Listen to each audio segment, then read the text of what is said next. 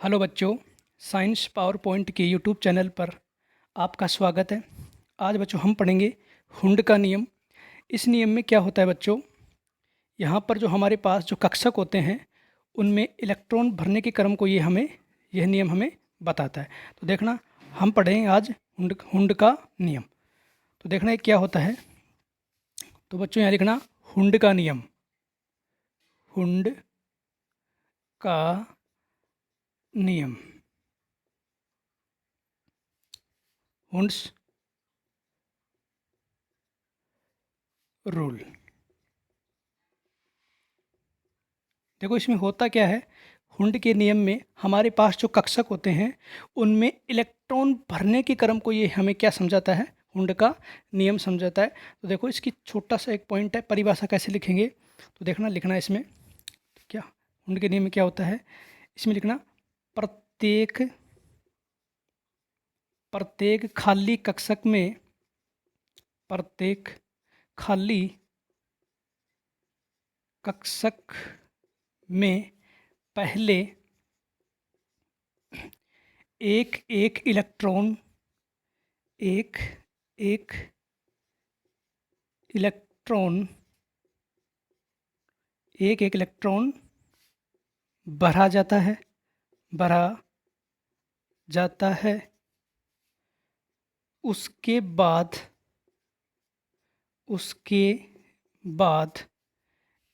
इलेक्ट्रॉनों का उसके बाद इलेक्ट्रॉनों का युग्मन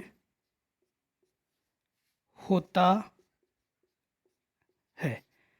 तो एक बार बच्चों फिर से सुनना, हमारे पास हुंड का नियम, हुंड्स रूल हमें क्या कहता है कि हमारे पास जो कक्षक होते हैं, जो प्रत्येक खाली कक्षक है, उन प्रत्येक खाली कक्षक में सबसे पहले अपन क्या करेंगे, एक एक इलेक्ट्रॉन को क्या करेंगे, भरेंगे। उसके बाद में जब हर एक कक्षक में, प्रत्येक खाली कक्षक में एक एक इलेक्ट्रॉन भर दिया जाता है, उसके बाद में इलेक्ट्रॉनों का युग्मन होता है।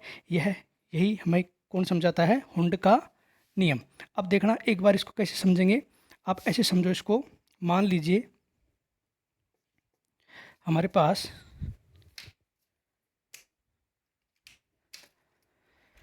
मान लो हमारे पास ये उपकोष है, ये हमारे पास उपकोष, इसको बोलते हैं, मान लीजिए यहाँ हमारे पास एक उपकोष है, इसे बोलते हैं पी उपकोष।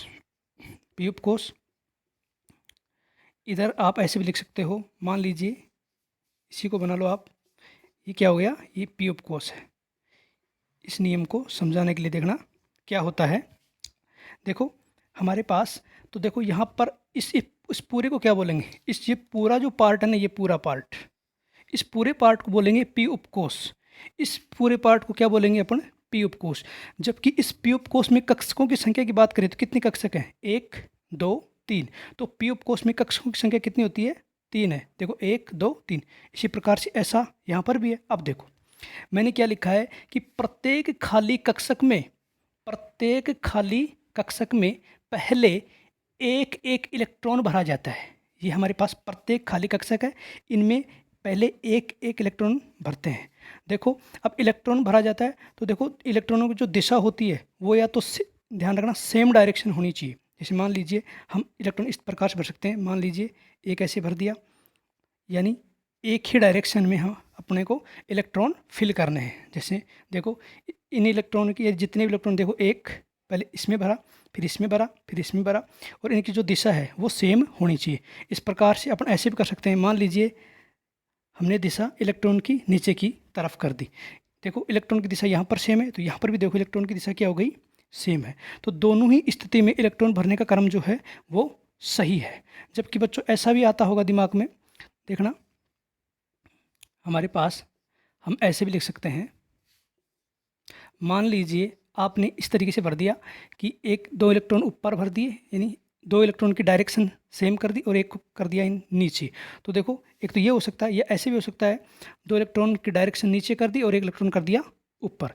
तो देखो दोनों ही ये स्थितियाँ हैं, ये दोनों क्या हैं, यहाँ पर गलत हैं। तो हुंड के नियम में यही होता है, प्रत्येक कक्षक में एक एक इलेक्ट्रॉन भरेंगे और उनकी जो दिशा होगी वो एक ही दिशा में भरे जाते हैं, यानी यदि ऊपर की दिशा होगी तो ऊपर ही भरे जाएंगे। जैसे सभी में ऊपर दिशा क्या है, सेम है, तो यहाँ देखो सभी में दिशा सेम है, तो ये भरने का क्रम ये भी सही है और भरने का क्रम, इलेक्ट्रॉन भरने का क्रम ये भी सही है। लेकिन इलेक्ट्रॉन भरने का क्रम ये दोनों अपने आप में गलत है। देखो यहाँ पर 2 इलेक्ट्रॉन की दिशा तो ऊपर की ओर है, जबकि 1 इलेक्ट्रॉन क्या है, नीचे की ओर, तो ये गलत है। इस प्रकार से भी अपन नहीं भर सकते। देखो दोनों इलेक्ट्रॉनों की दिशा नीचे है और एक की ऊपर, तो ये भी गलत है। तो अब देखना, इसको समझते हैं एक एग्जाम्पल लेकर के।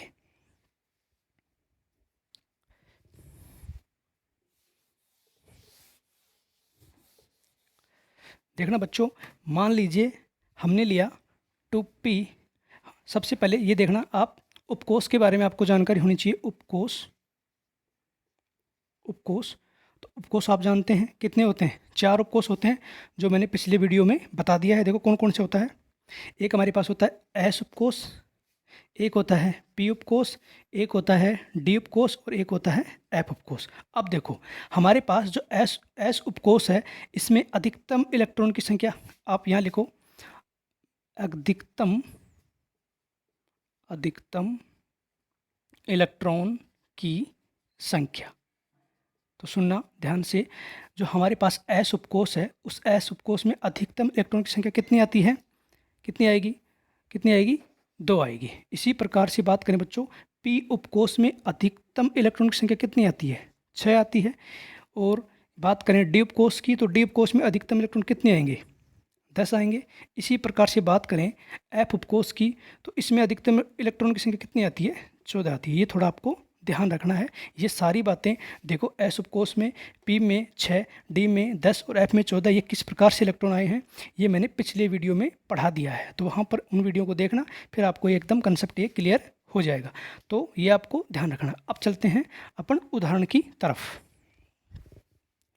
तो देखना बच्चों, मान लीजिए मैंने एक छोटा सा एग्जाम्पल लिया। मान लो मैंने लिया 2p6 लिया। तो देखो कैसे, हुंड के नियम से कैसे फिल करेंगे। पहले पी उपकोष बनाइए। ये हमने पी उपकोष बना लिया। अब देखो पी उपकोष हमने बना लिया, तो पी उपकोष है ये पूरा, इस पूरे पार्ट को क्या बोलेंगे, पी उपकोष। अब पी उपकोष में कक्षक कितने हैं, 3 कक्षक हैं, 1 2 3।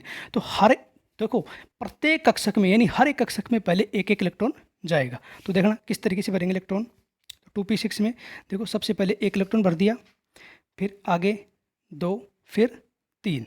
अब देखना, तो प्रत्येक खाली कक्षक में पहले एक एक इलेक्ट्रॉन हमने भर दिया है। अब देखना क्या होता है आगे, उसके बाद इलेक्ट्रॉनों का युग्मन होता है। तो इलेक्ट्रॉन कितने भरने हैं अपने को, 6 भरने हैं। अब युग्मन इस तरीके से 2 3 और ये इस तरीके से। तो एक बार फिर से सुनना, यहाँ पर देखो पी उपकोष है, तो पी उपकोष में कक्षों की संख्या 3 है और उनमें इलेक्ट्रॉन कैसे भरेंगे, कितने भरने हैं अपने को, 6 भरने हैं। तो भरेंगे कैसे, सबसे पहले 1 इलेक्ट्रॉन इसमें जाएगा, उसके बाद में इसमें, उसके बाद में इसमें। फिर क्या होता है, युग्मन यहाँ से प्रारंभ होगा। तो 1 इलेक्ट्रॉन यहाँ आ गया, 1 यहाँ आ गया और 1 यहाँ हो गया। तो टोटल देखो कितने हो गए, 2 4 6। तो ये इस प्रकार को जो कक्षक, इसको बोलते हैं पूर्ण पूरित कक्षक।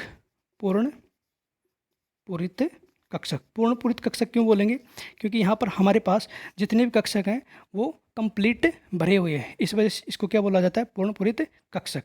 अब देखो एक एग्जांपल और लेते हैं। मान लीजिए हमने ले लिया 2p3 ले लिया, तो कैसे भरोगे। हाँ एक बात और ध्यान रखना, हमारे पास जो इलेक्ट्रॉन यहाँ पर हम कक्षकों में भर रहे हैं, तो इनकी देखो डायरेक्शन, जो पहले इलेक्ट्रॉन भरे जाते हैं वो ऊपर की ओर भरे जाते हैं, जबकि दूसरा इलेक्ट्रॉन जब भी युग्मन होता है तो वो इनकी विपरीत डायरेक्शन में भरे जाते हैं। अब देखना 2p3 में देखना, मान लीजिए 2p, तो p कैसे आएगा, इस तरीके से आएगा, आ गया। अब देखो p के अंदर कितने इलेक्ट्रॉन भरने हैं, 3। तो हर एक कक्षक में पहले एक एक भरो, तो 1 2 और ये 3, क्योंकि 3 इलेक्ट्रॉन भरने हैं हमारे पास, ये कंप्लीट हो गया। तो इसे, इनको क्या बोलेंगे, इनको बोलते हैं अर्धपूरित कक्षक, अर्धपूरित कक्षक। तो एक तो कंडीशन ये हो गई। एक और एग्जांपल लो, मान लीजिए मैंने ले लिया, एक बार इनको लिखो, फिर आप दूसरा एग्जांपल लेंगे। देखो ये बात हो गई, मैं इनको मिटा रहा हूँ, फिर इसके ऊपर एग्जांपल लेते हैं। तो देखो यहाँ से देखना, मान लीजिए मैंने लिया 2p4 ले लिया, तो 2p4 में कैसे होगा, p के अंदर वही बात है, पहले तो बनाओ, ये बना लिया, ये हमारे पास पी कोष हो गया 3 कक्षक। तो देखो इलेक्ट्रॉन कितने बने, 4 बने। किस प्रकार बनेंगे, पहले हर एक कक्ष में एक एक इलेक्ट्रॉन, 1 2 और 3। तो चौथा इलेक्ट्रॉन कहाँ जाएगा, इसमें, और दोनों की दिशा क्या होगी, विपरीत। यही हमें क्या समझाता है, हुंड का नियम। तो दोस्तों यदि ये वीडियो आपको पसंद आया है तो इस वीडियो को लाइक करना, शेयर करना और इस चैनल को सब्सक्राइब करना। धन्यवाद।